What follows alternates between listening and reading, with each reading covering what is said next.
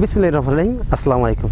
এই মুহূর্তে যে যেখান থেকে বসে আমার এই অনুষ্ঠান দেখছেন কৃষি কথা ইউটিউব চ্যানেল থেকে তাদেরকে জানাই আন্তরিক শুভেচ্ছা, অভিনন্দন। শুরু করছি আজকের প্রতিবেদন, সঙ্গে আছে আমি ইরশাদ হোসাইন। প্রিয় দর্শক, আজ আমি আপনাদেরকে নিয়ে আসছি ঐতিহাসিক গাজনাবিলির মধ্যে। এখানে এক ভাই হাঁস পালন করে থাকেন। কী জাতের হাঁস আছে এবং তারা কী জাতের হাঁস দিয়ে খামারটি করছেন এবং কী জাতের হাঁসটা দিয়ে খামারটি করলে স্বাবলম্বী হতে পারবেন বা হতে পারছে, সেই কথাগুলো আলোচনা করব সেই ছেলের কাছ থেকে। বিশেষ করে একটা কথা না বললেই নয়, সেই ছেলের বয়স বড় জোর 12 থেকে 13-14 বছর, অতি অল্প বয়সে হাঁসের খামার করছেন। এই অল্প বয়সে তিনি কেন হাঁসের খামারে আসলেন সেই কথাগুলি শুনবো। চলুন আর দেরি না করে শুরু করি আজকের প্রতিবেদন। যারা আমার চ্যানেলটি এখনও সাবস্ক্রাইব করেন, দয়া করে আমার চ্যানেলটি সাবস্ক্রাইব করুন এবং পাশে থাকা বেল বাটনটি বাজিয়ে দিন।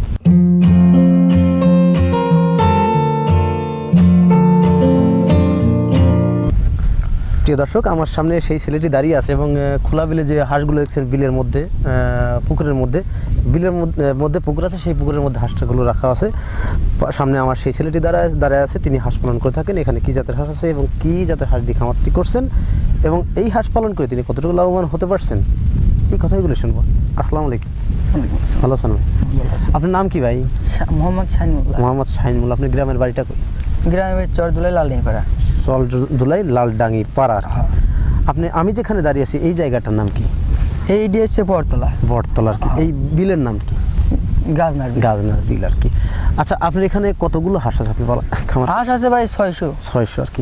হাঁস পালন করার অভিজ্ঞতা কতদিনকার আপনার? আমার আজ 5 বছর। 5 বছর আর কি। আচ্ছা, আপনি কি লেখাপড়া করেন? না ভাই, আমি লেখাপড়া করি না। আপনি খামারে আসেন 5 বছর হয়েছে, লেখাপড়া কি করছেন? না, একটু করিনি। আপনার বাবা কি করেন? আর বাবা আমার লাইলে কাম টাম করে খায়, মানে পরের দিন মজুরি কাজ করে আর কি, শ্রমিক আর কি। পাশাপাশি আপনি হাঁস পালন করেন। এখানে কি জাতের হাঁস আছে আপনার? ক্যাম্বেল আছে, জিনুক আছে, মিক্সার আছে। খামার করতে গেলে আপনারা কোন হাঁস দিয়ে খামারটা করেন? বেশিরভাগ ক্যাম্বেলই ভাই ডিম পারে, আমার ওই হাঁসটাই বেশি প্রয়োজন হয়। ক্যাম্বেল হাঁসটাই বেশি প্রয়োজন আর কি। যারা নতুন খামার করবে তারা কোন হাঁস দিয়ে খামারটি করবে? খামার প্রথম নতুন এইটা দিয়ে বেশি করে, মানে কোন ক্যাম্বেল হাঁস দিয়ে করতে হয় আর কি আপনার মতে আর কি। আপনি শুরুটা কয়টা দিয়ে কয়টা হাঁস দিয়ে খামার শুরু করছিলেন? 300 দিয়ে ভাই। 300 দিয়ে প্রথম। এবার করতে করতে প্রতি বছর আপনি এই পরিমাণে থাকে না, তার থেকে বেশিও থাকে? হ্যাঁ, গেল আবার 700 কিনছিলাম। মানে এই 500, 700, 800 এরকমই থাকে, 600 এরকম থাকে। এরকমই থাকে। এই হাঁসগুলো মূলত কয় বছর ডিম দেয়? 3 বছর। 3 বছর ডিম দেয়। প্রথম 2 বছর কি পরিমাণ ডিম দেয়? পরের বছর কমে যায় না প্রথম একই রকম থাকে? না, একরকম থাকে না। পরের বছর হচ্ছে 2 বছর একটু তাও পারে, পরের বছরে হালকা। আপনার যখন এই হাঁসগুলো বড় হয় বা হাঁসগুলো ডিম পাড়ার শেষে 3 বছর পরে আপনার হাঁসগুলি কি করেন? এই কাটা এইভাবে এই করি, বেশি দিই। তারা বাইরে থেকে আপনি এখানে আসেন, আপনারা আমরা কাটা এইভাবে দিয়ে দেন? আর বাইরে থেকে তারা আসে না আপনারা নিয়ে যান? আমরা ফোন দিয়ে ডাই নিয়ে আসি, তারাও আসে, এরকম ভাবে বিশ্বাস আর কি। এই হাঁস পালন করে আপনি প্রতি বছর কত টাকা আয় করেন বা মাসে কত টাকা আয় থাকে আপনার? ভাই মনে করেন 600 আসে, যদি 500 করে ডিম পারে, মনে করেন 2-3 মণ করে ধান খায়, তাও থাকে 2-3 হাজার টাকা থাকে। তাও মানে 500 হাঁস পালন করে প্রতি মাসে 90,000 বা 1 লাখ টাকা আয় করা সম্ভব আর কি।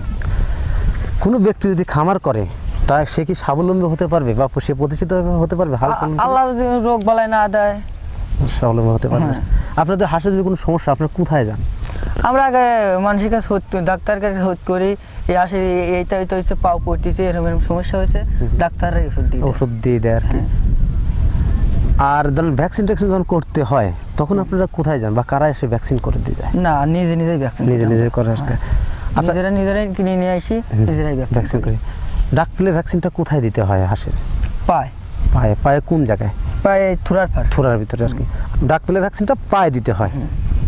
যাই হোক, আপনি যে হাঁসের খামারে আসলেন, কিভাবে আপনি হাঁসের খামারে আসলেন? প্রথম ছোটবেলার তিনি ভাই আমি মানুষের আশ্রয়, তারপর নিজের আশ্রয় কিনেছি। এই জন্য আর কি মানুষের আশ্রয় থেকে আপনি নিজের খামারটি করে তুলছেন আর কি। ধন্যবাদ আপনাকে। আপনার এখানে যে এখন 620 হাঁস আছে, এই হাঁসে এখন কি পরিমাণ ডিম আছে? ডিম তাও তো ভাই আমার একদিন পারেছে, ডিম এখন ফুরিয়ে গেছে ভাই। বর্ষা খাদ্য নাই কো, মনে করেন খাদ্য লেগে না আসে, কাবু হয়ে গেছে, ডিম নাই ভাই। 100 ডিম আছে, 600 আছে, 600 ডিম আছে আর কি। হাঁসের ডিম কমে যাওয়ার কারণ কি? খাওয়া বলতে ভাই, খাওয়া কমে গেলে ডিমটা কমে যায় আর কি। এই যে এখানে যে হাঁসগুলো এখন তো বিলে পানি আসছে, আপনারা বিলে কেন দেন না? বা বিলে দেয়নি খাবার ভাই, নাই? ছাড়া যায় খাবার মনে করেন 2-1 টুকু আছে ওই পোহা মহামার ডাবরায় এইটাই, তাছাড়া খাদ্য নেই। তাছাড়া খাদ্য শামুক টামুক খাওয়াতে পারতেছেন না। এখন যা আপনারা সব কিনে খাওয়াচ্ছেন, কিনে এই খাওয়াচ্ছি। মৌসুমে আপনি কিন্তু হাঁস পালন করে লস হয়? এই বর্ষার সময় লস হয়, লস আর কি, লাভ হবে কখন আপনার? লাভ হবে আবার পানি যখন টান দেবে এখন তখন আবার খাবারটা বাড়বে আর কি। খাবারটা বাড়বে, মনে করেন আসো খাবারটা পাবে, নিশ্চিন্তিত খাবে, নিশ্চিন্তিত ডিপ পারবে। বুঝতে পারছি আর কি।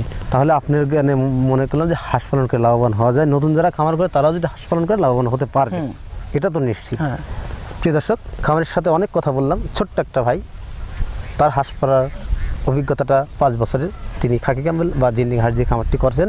কেন? কারণ হচ্ছে জিন্ডিং এবং খাকি ক্যাম্বেল হাঁসটাই খামারের জন্য পারফেক্ট এবং অধিক পরিমাণ ডিম দিয়ে থাকেন, এ কথাটাই আমাদের জানালেন। তার বাবা একজন শ্রমিক, তিনি মজুর কাজ করে থাকেন। তিনি পরের বাড়িতে হাঁস রাখতেন, এখন তিনি হাঁসের খামার করছেন। হাঁসের খামার করার উদ্দেশ্য হচ্ছে তিনি যেন স্বাবলম্বী হতে পারেন। তো তার কথা শুনে বুঝতে পারলেন যে হাঁস পালন করে স্বাবলম্বী হওয়া যায়।